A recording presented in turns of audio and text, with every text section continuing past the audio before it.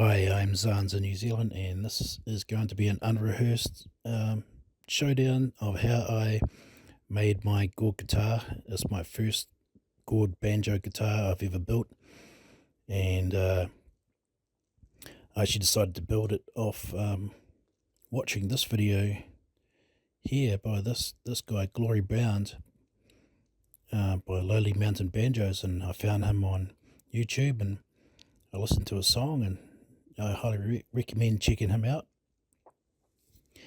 And he makes wonderful instruments, and I heard his instrument, and I decided to try and make my own. So, pretty difficult task to start with. However, the good news for me was this bloke here, he has a few videos teaching you how to do it. So I watched his videos, but I ended up going my own way in the end. I didn't really follow much of anything except for skinning uh, and I also followed another bloke. I forget his name. His name's Ben something or other. Here he is. Full build process of 2 gourd banjos. And again, I didn't follow his instructions much either. He's a bit more intense than me, and he builds things completely from scratch. But I grabbed a few parts off AliExpress and cheated a bit by buying a bridge from AliExpress. And so what else did I get that I didn't build myself? I think pretty much just a bridge and the keys. Like you can, yeah. So this is the guitar that inspired me to build a banjo. So I'd never owned one before. I'd never played one. In fact, I didn't even like the sound of banjos that much. However, this is a baritone banjo guitar, so it sounds much deeper and much more closer to a guitar. So it's something that I really enjoyed.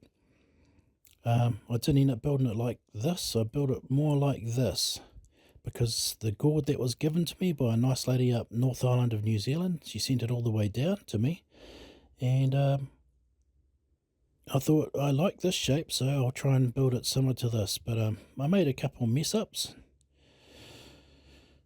So get to the video. Right. So what I'm going to do is I'm just going to play this video that I've made on Sony Vegas, and I've just recorded it, and now I've got it on VLC Media Player. So this is the gourd that she sent me. Beautiful big gourd. I think it was like 50 centimeters long and 30 centimeters roughly across. And I've just got it, and it's arrived, and you can see I've already marked out sort of half. And how I did that was I just took the gourd in my hands, and I turned it around in my hands, looking at it, and saw which end is the front end of the gourd, kind of like you would a bonsai tree. You know, you look at a bonsai tree, you turn it around on a platter, and decide which is the front of the bonsai, and that's the facing side that most people will look at when they come to view your bonsai.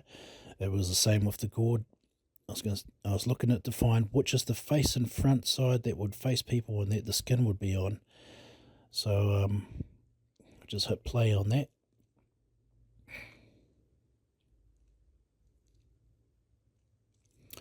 There you can see it next to a Coke bottle, so it gives you the rough idea of the size. And here I've cut it in half, and I've seen some of the other guys using all kinds of tools to cut these things in half in various ways, and it's all very manual, heavy labour. And I would suggest to anyone trying it for the first time, if you've got a grinder handy with a steel grinder disc, steel grinder disc makes fast work of this, and it kind of wants to go straight too. So when you cut the lines, it will try to go straight and follow the line. It doesn't want to turn. It doesn't like to go off. So even though it cuts really fast, and it seems like it might ruin things quite quickly in a very fast way, it sort of tends to stick to the line that you stuck it on, and it's pretty easy to keep it on that line. So something worth trying. And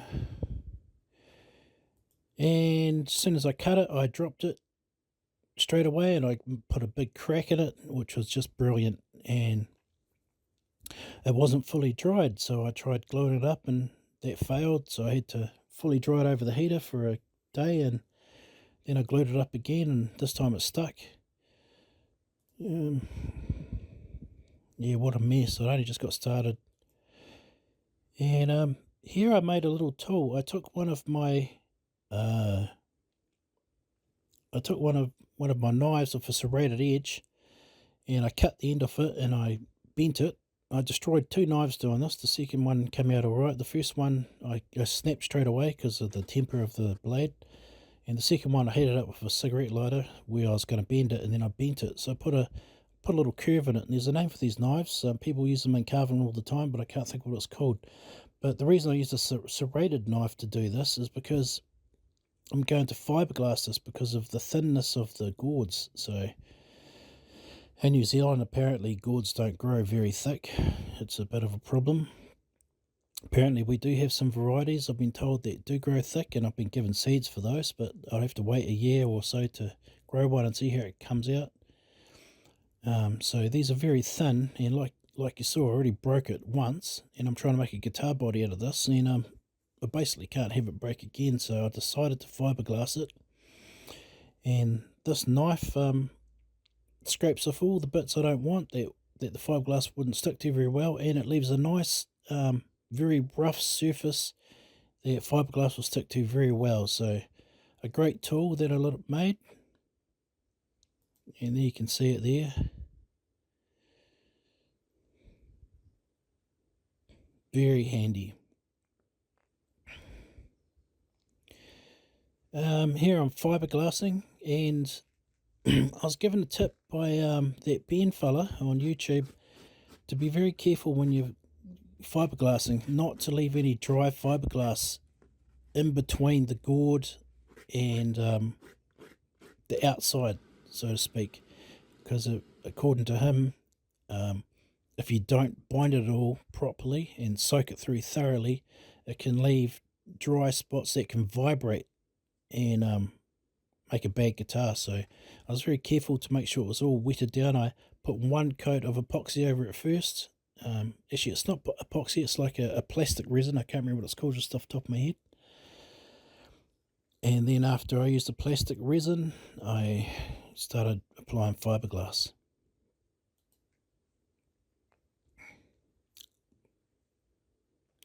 So here it is all fiberglassed up. And here I am doing the headstock, and I've just added a couple pieces on the outside. So this is where I depart from the other builds of other builders that I've seen so far. Some of them might make guitars like these, but I actually stuffed up. What they do is they don't cut the gourd where I cut it. They cut it further up so that it leaves the round bit on the end. Then they put a hole in this end and a hole in that end, and they jam a stick through it, and it's held in by pressure and friction.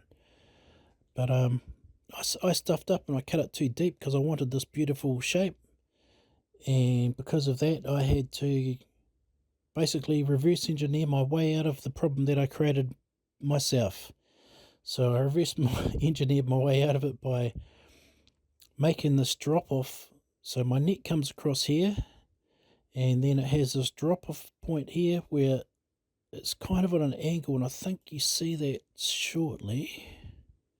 And you can see it's not neck through either. Oh, there it goes. So you can see I've got this angle that back angles, and it drops off here sharply. So this is the ledge where the skin, when the skin eventually goes on the top, will sit on this ledge, and then it drops off here just slightly. Only, like, obviously, I should point out that I don't measure things with measuring tapes much. I just pretty much do stuff by eye. So that's why I end up making so many mistakes, because I can't be bothered. I just rush on along ahead as if I know what I'm doing, and it usually seems to work out. So so what I did here is I have this ledge that backs off down here, and it drops off by probably about no more than 3 or 4 millimeters. And this is where the screws will go to hold the skin on. It sounds like it wouldn't work, but it does. And then the skin the actual skin surface where it vibrates from starts here, and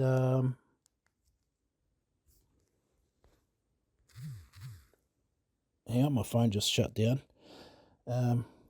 This starts here and then it goes down.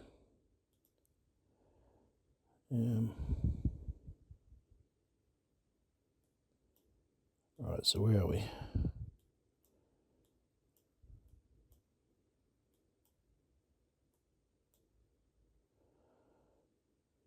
So there it is, and you can see I've added more wood on the back to give it more meat. I've kept this neck very thick because it has no truss rod in it, which is something you put in a guitar to normally keep the neck straight because the tension on the strings is very high. So what I've done is I've kept the neck very thick, and this is something I'm used to doing.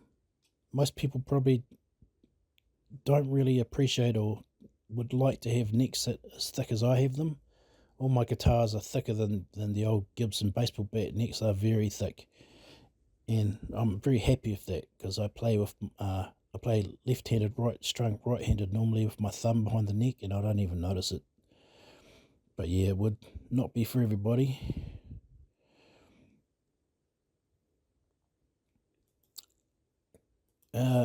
So here what I've done is I've put a piece of tape across the top of the body, roughly at the center where roughly I'm going to put the bridge. I end up putting the bridge a little bit further up from this, but this is close enough. And here I'm working out the back angle of the neck so that when the string comes up along the body, the neck is going to send it on its way just at the right height above the skin on the surface of the guitar. So this tape is pulled tight and it's representing the surface of the guitar, and I think you can see what's going on here. So I've just got the neck angle perfect, and I know where to drill my holes. So I'll drill 2 holes in here, and that will set the neck up at the correct angle.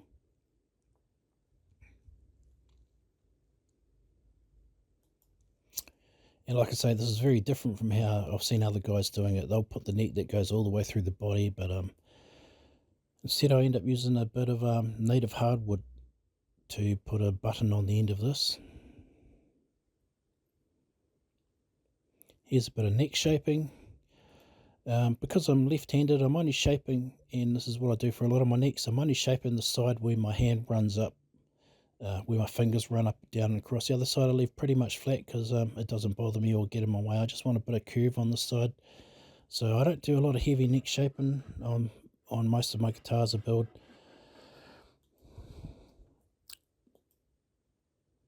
So we can see what's going on here. That's pretty self-explanatory. And there it is finished. I've put a back angle on the headstock. I drilled this hole very simple. Originally I was going to do some patterns and put some carvings in here, but after drilling the hole and thinking about it, I decided I really liked the gourd, and I just wanted the gourd to shine just on its own without any adornments, and I thought I'll just leave it alone. Maybe I'll do that on my next guitar.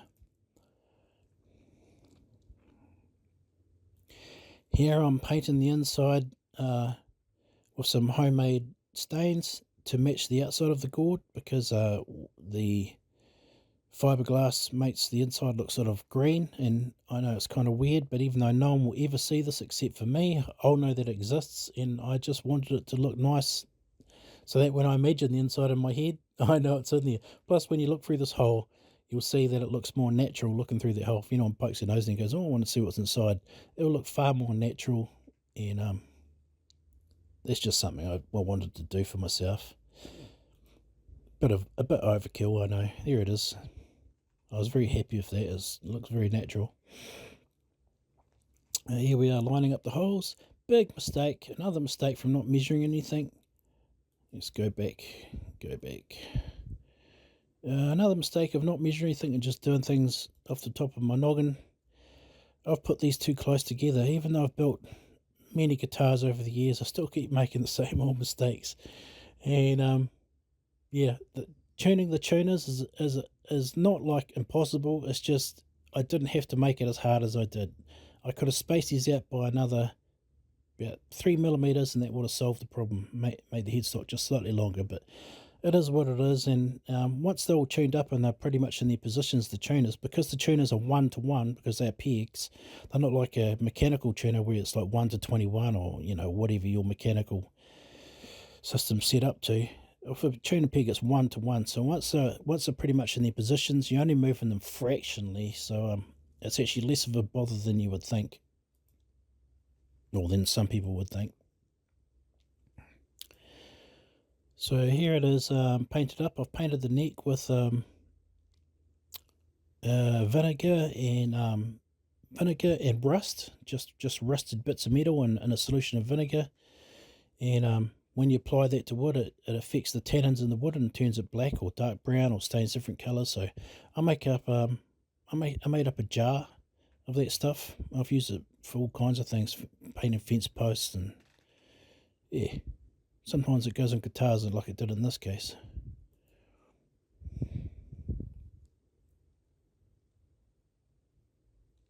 A couple other projects in the background.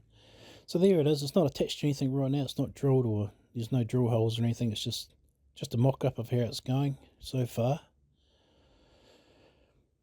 Headstock's come along nicely. So here I am putting in the bottom button that I'll use to hold my guitar strap on and to hold the saddle of the bridge on. So now it's the neck is bolted in. I'll just drill a simple hole through there, make this piece of dowel and shape it. You can see where I've glued it up or where it cracked. Which yeah, that will always be there. So that's shaping the dowel. It's a nice piece of native New Zealand hardwood. I think that's New Zealand. Yeah, it is. It's New Zealand's hardest tree. I forgot what it's called. It's called black. I can't pronounce it. Black M-A-I-R-E. Black. I don't know how to say it. But it's a pretty rare wood. I happened to come across that by. I had it gifted to me. Someone randomly gifted me that tiny piece of wood that it was made out of. So it was very cool to have that lying around. Just marking out the distance. It was arbitrary distance. I just decided that's a good spacing. So it's just a piece of sandpaper, and I'm just using it to mark it out. And here's that black Mariah, or black, I can't say it. And that slots through a hole.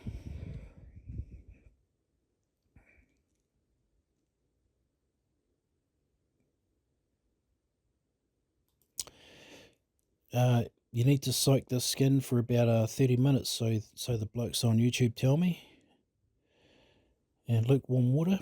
I've stained the skin. If I hadn't stained the skin, it would look very white, but I wanted to go for very muted dark tones for this guitar. I just felt like it was just something that I liked about one of the guitars I'd seen, and I went for something completely on its own. It looks different, but the same muted dark tones. So here again, I've used a bit of that vinegar and rust stain, and another stain that I made up myself, made out of tea and coffee and what else? I can't remember what else was in it. Tea, coffee, and a spice. I forget what the spice is.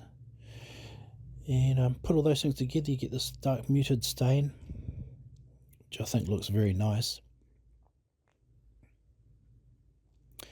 And this was a real problem. It's the first time I've ever done this, and when I finished doing it, it had a couple of little spots that just weren't quite, that were ripply, and I was like, oh no, this is going to go bad. But as it dried, it tightened up. So here I've already sort of pre-stretched things out. I'm holding it out, and I'm taking it down. And because I've used fiberglass in it, I couldn't use, the guys online on YouTube, they're using furniture tacks and things like that, but this has got fiberglass inside, and you just can't put a furniture tack through it. It's just rock solid. So I had to drill holes. I had to buy special screws made out of brass. This is a piece of cherry tree that I cut down with my landlord a couple of years ago, and I've had it sitting around wondering what to do with it. So it's a big cherry tree branch, so I cut a piece of that off, and this is for the saddle, so I'm laminating it for the saddle. So it's got two directional grain, so the saddle's quite strong, by making a multi-directional grain. And there it is, starting to get shaped up. And this is what's going to hold the saddle onto the guitar. So this is leftover cuttings from the outside of the skin, and I cut some long pieces of it, and now I've got the two long pieces of skin, and I'm twisting them together, and when they dry, they'll dry like a very tough cord string, and they'll be as tough as it comes. Very, very good cordage. So yeah, that's skin. That's cordage made out of skin.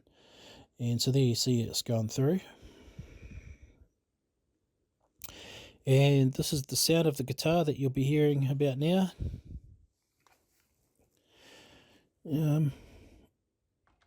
Yeah, not too bad. I'll just leave it there.